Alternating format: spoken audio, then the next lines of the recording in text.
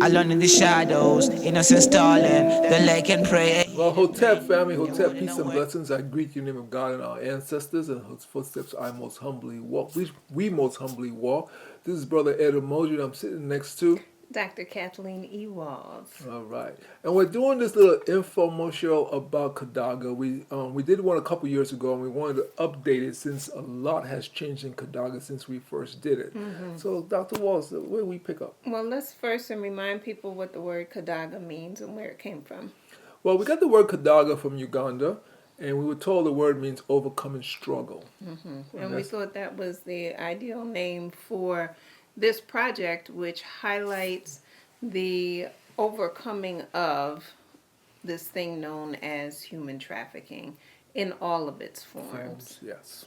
Yeah, we wanted, when we put Kadaga together, we wanted to tell a story about human trafficking from a perspective that, if we could say, family friendly, because human trafficking has so many different angles to it, and we're not trying to say one is worse than the other. Whatever, it's worse. It's just bad. Period. Right. And so, but we wanted to do something that parents, adults could sit down with teenagers and preteens and talk to them about, because living here in the U.S. and we're sitting in Philadelphia and up and down the East Coast, you hear about a lot of children missing, going missing from malls, some schools, Children, people, some parks, adults. too. So we wanted to do something just to give you some more information and make you more aware of this human trafficking issue in the global community. And it was a very fine line for us to do between entertainment and education. One of my elders always said edutainment. So what we have done is to put together this Kadaga web series and entertain you, but yet educate you, and then you could actually sit down. Adults and preteens and teenagers could sit down and watch this. Yeah. And the whole idea of it being a real life issue that needs to be discussed, and we wanted to make sure that we highlighted the different forms of it. So if you were to research human trafficking, obviously they would talk about the sex trafficking, but also talk about the forced labor, as well as the missing body parts. And those are really the three highlighted areas when it comes to human trafficking. And the web series Kadaga is unique in multiple ways. Number one, we do it so that it increases awareness, right? When we talk about giving a voice to the voiceless, those who have been kidnapped and taken advantage of, they are the ones who, they need someone to advocate for them. They need someone to highlight what has happened and what is happening to them. And many times when we think about human trafficking, we tend to think women, or we tend to think girls, but this is something that happens across gender and across age, across race, and across the globe. And because of that, we highlight and work with actors, actresses, filmmakers throughout the globe. So right now, how many countries are we working with? Well, we have 6 countries in Africa. We have 3 in the Caribbean. Well, I could say 4, but we'll just say 3. We have 1 in Europe, and then we have 10 states. About 10 states. About 10 states Right. we work with. And the beautiful thing about this is that we're not traveling to these different places. We travel to some of them. We're open to traveling to We're them, open, but right now we have to this point we have not been traveling together with a whole crew going to these different places. We have been recruiting these people within the industry, as well as those who are not in the industry. As I mentioned, there's several different aspects to Kadaga, and one of them is that we work with individuals who have been interested in acting in the film business in front of the camera as well as behind the camera, and providing opportunities for them to get this experience and see whether or not this is something they want to continue to pursue. Mostly our young people, I mean adults too, but mostly our young people, we find our young people have a lot of talent. And lots of time they don't know how to manifest it into reality. So when you show them that in the film industry, there's a lot of opportunities behind the camera because a lot of people don't want to be on camera, but there's a lot of opportunities behind the camera for them to show their skill sets.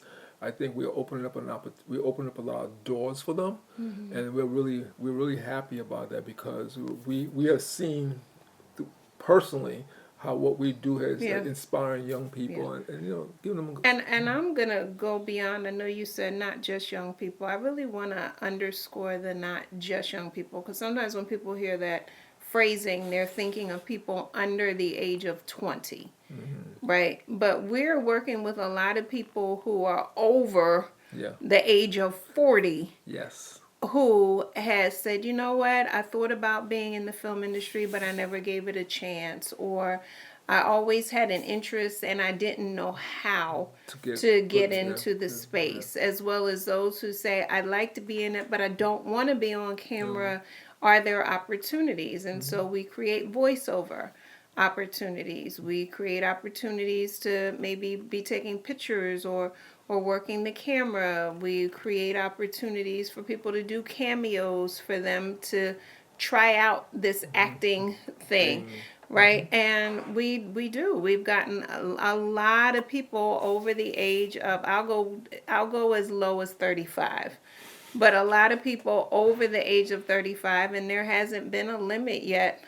And I think a lot of that is because there are people who were growing up at a time where they were not given quote unquote permission to pursue it was looked these different. as a hobby. Yeah, it was looked at as a hobby or a waste of time, Yeah, and not something that everyone had access to. exactly. And so Kadaga is very special in that way. I recently asked somebody, I haven't even told you, I recently Uh-oh. asked somebody, Exclusive. that's right, why do they like working on this project? And this person is over the age of 40.